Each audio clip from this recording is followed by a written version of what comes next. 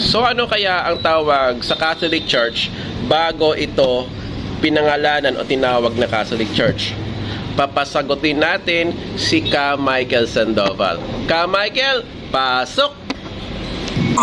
Kapatid. Ang Iglesia Katolika bilang isang organisasyon o samahang pangrelihiyon, yan po ang organisasyon pagka sinusi pabalik, yan ang dating Iglesia ni Cristo. Kaya Iglesia Katolika po.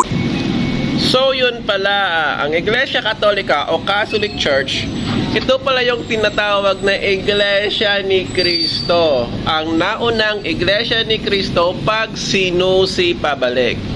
So yung Iglesia ni Cristo pala at ang Catholic Church ay isa, kasi yung Catholic Church, ito pala yung tinawag na Iglesia ni Cristo pag sinusi pabalik. Ngayon, marami nagsasabi na si Saint Ignatius of Antioch daw ang nagtatag ng Catholic Church. So ano naman kaya ang masasabi ni Ka Michael Sandoval na ministro ng Iglesyang Tatag ni Manalo sa mga nagsasabi na si Saint Ignatius kuno ang nagtatag ng Catholic Church? Ka Michael, pasok! Kaya Iglesia Katolika po, hindi itinatag, kaya natatag.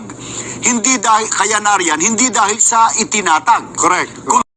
So ayon sa kay Ka Michael Sandoval, hindi pala totoo na si Saint Ignatius of Antioch ang nagtatag ng Iglesia Katolika. Hindi pala totoo yon.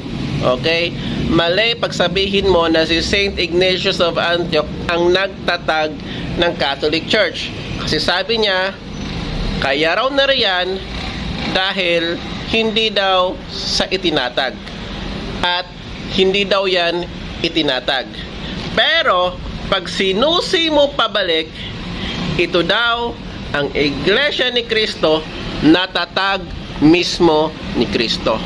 Ang Iglesia ni Cristo, natatag mismo ni Cristo, pag sinusin mo pabalik, ito daw ang tinawag na Catholic Church. So yun lang.